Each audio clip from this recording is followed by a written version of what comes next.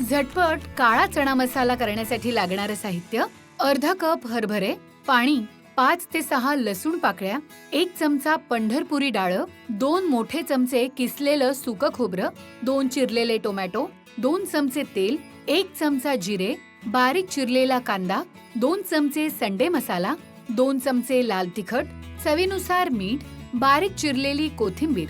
चणे स्वच्छ धुवून भिजवून घ्यायचे आणि मध्यम आचेवर साधारण 20 ते 25 मिनिट शिजवायचे. आता वाटण्यासाठी लसूण, डाळवं, खोबरं, टोमॅटो आणि कोथिंबीर दळून घ्यायची.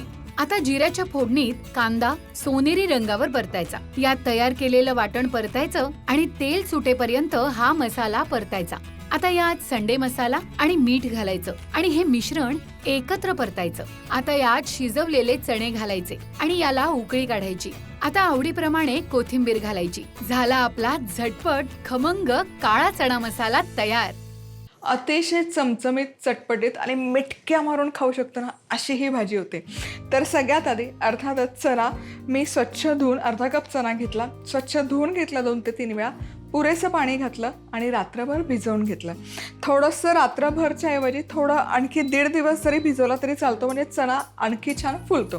सो साधारणतः 1.5 दिवस मी चणा भिजवून घेतला आणि तुम्ही बघू शकाल छान असा टमटमीत फुगलेला आहे आणि तो शिजतोही पटकन. जितका जास्त भिजेल तितका.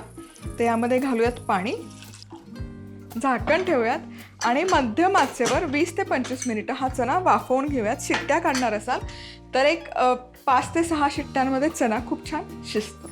आपण एक बेसिक वाटण तयार करून घेऊयात. मिक्सर आहे, यामध्ये घालूयात 5 ते 6 लसूण पाकळ्या, डाळवं 1 चमचाभर, सुकं खिसलेलं खोबरं 2 मोठे चमचे, 2 टोमॅटो, कोथिंबीर आणि हे छान मिक्सरमध्ये फिरवून घेऊयात.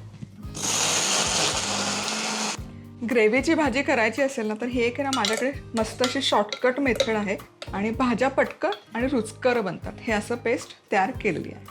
तेल इथे गरम केलेलं आहे, यामध्ये घालूयात जिरं मस्त फुललं की बारीक चिरलेला कांदा आणि अगदी सोनेरी रंग येईपर्यंत कांदा व्यवस्थित आपण परतून घेऊया. कांदा इथे मस्त सोनेरी रंगावर परतून झालेला आहे. इतपत तो ॲक्च्युली परतायचा, म्हणजे ग्रेव्ही छान चवदार लागते.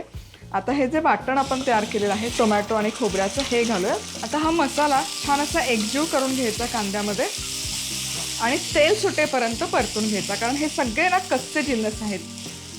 खोबरं कच्चं घेतलेलं आहे, लसूण आहे. एक 4 ते 5 मिनिट तेल सुटेपर्यंत छान असं परतून घेऊया. आता हे सगळं एकत्र एकजीव मी परतून घेतलं आहे. साधारण एक 5 ते 6 मिनिटे झालेले आहेत आणि तेल सुटायला सुरुवात झालेली आहे या मसाल्यांमधून. आता या स्टेजला यामध्ये घालूयात संडे मसाला. साधारण एक 2 चमचे हा मसाला घालते आणि लाल तिखट.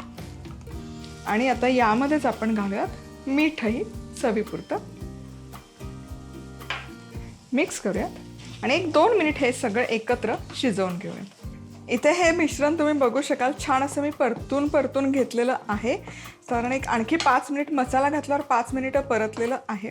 आणि जे चणे आपण आधी ठेवले होते शिजण्यासाठी तेही तयार झालेत का चेक करूया. येस. सो 20 मिनिटं फक्त मी वाफवून घेतलेले आहेत शिट्टी न काढता आणि मस्त शिजलेत. तुम्ही बघू शकाल. फोडूनही दाखवते.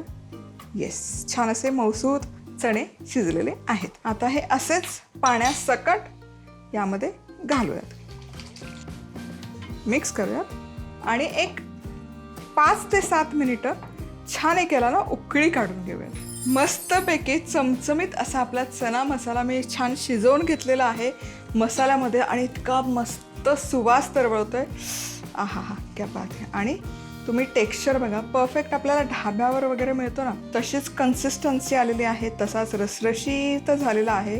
तर यामध्ये घालूयात थोडीशी कोथिंबीर. चव छान लागते कोथिंबीरची. नक्की बनवून बघा.